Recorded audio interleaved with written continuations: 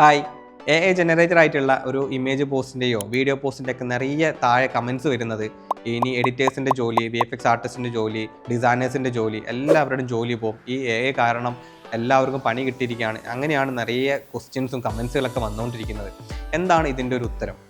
ഈ AI കാരണം എല്ലാവർക്കും പണി കിട്ടിയോ എന്നുള്ള ചോദ്യത്തിന് യെസ്, അബ്സല്യൂട്ട്ലി എല്ലാവർക്കും ജോലിക്ക് പണി കിട്ടിയിരിക്കുകയാണ്.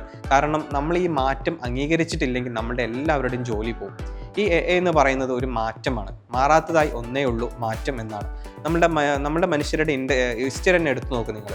അതായത് വലിയ മാറ്റങ്ങളിലൂടെയാണ് നമ്മൾ ഇപ്പോൾ എത്തി നിൽക്കുന്നത്. ഈ 2026 കാലഘട്ടത്തിൽ നമ്മൾ വലിയൊരു പീക്ക് ലെവലിലാണ് നിൽക്കുന്നത്. ഞാൻ വളരെ സിമ്പിളായിട്ടൊരു എക്സാമ്പിൾ പറയാം. നമ്മൾ 2017 കാലഘട്ടത്തിലാണ് OTT എന്ന് പറയുന്ന ഒരു പ്ലാറ്റ്ഫോം നമ്മളുടെ എൻ്റർടൈൻമെൻറ്റ് ഇൻഡസ്ട്രിയിൽ വരുന്നത്. സോ ആ സമയത്ത് വലിയ പ്രശ്നങ്ങളൊക്കെ ഉണ്ടായിരുന്നു, തിയേറ്റർ ഉടമകളൊക്കെ വലിയ പ്രശ്നങ്ങളൊക്കെ ഉണ്ടായിരുന്നു. പക്ഷേ ഇപ്പം നിങ്ങളൊന്ന് നോക്കൂ, നമ്മുടെ ഇൻഡസ്ട്രി വളരെ രീതിയിൽ വലുതായിക്കൊണ്ടിരിക്കുകയാണ്. 2005 മുതൽ 2015 കാലഘട്ടത്തിൽ 30 മുതൽ 60 സിനിമകളായിരുന്നു നമുക്ക് മലയാളം സിനിമകളിൽ മാത്രം ഓരോ വർഷവും നമുക്ക് റിലീസ് ഉണ്ടായിരുന്നത്. പക്ഷേ നമ്മുടെ 2017 മുതൽ 2026 കാലഘട്ടത്തിൽ എത്തി നിൽക്കുമ്പോൾ നമുക്ക് 140 മുതൽ 180 സിനിമകൾ വരെ ഓരോ വർഷവും നമുക്കിവിടെ റിലീസ് വരുന്നുണ്ട്. നിങ്ങൾ OTT പ്ലാറ്റ്ഫോം എടുത്തു നോക്കിയാൽ തന്നെ കാണാം. പല സിനിമകളും നിങ്ങൾക്ക് നമ്മൾ തിയേറ്ററിൽ കാണാത്ത പല സിനിമകളും നമുക്ക് OTT പ്ലാറ്റ്ഫോമിൽ തന്നെ കാണാം. കാരണം ഇൻഡസ്ട്രി ഡബിളായിട്ട് മാറിയിരിക്കുകയാണ്. അതായത് നമുക്ക് തിയേറ്റർ ഇൻഡസ്ട്രിയും ഒരു OTT ഇൻഡസ്ട്രി എന്ന് പറഞ്ഞ് രണ്ട് ഇൻഡസ്ട്രി ആയിട്ട് നമ്മുടെ ഇൻഡസ്ട്രി വലുതായിക്കൊണ്ടിരിക്കുകയാണ്.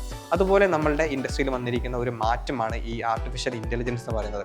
അത് നമ്മുടെ എൻ്റർടൈൻമെൻറ്റ് ഇൻഡസ്ട്രിയിൽ മാത്രമല്ല, ഹെൽത്ത് ഇൻഡസ്ട്രി ആവട്ടെ, എഡ്യൂക്കേഷൻ ഇൻഡസ്ട്രി ആവട്ടെ, മറ്റുള്ള ഇൻഡസ്ട്രിയിലെല്ലാം ഈ മാറ്റം വന്നിരിക്കുന്നുണ്ട്.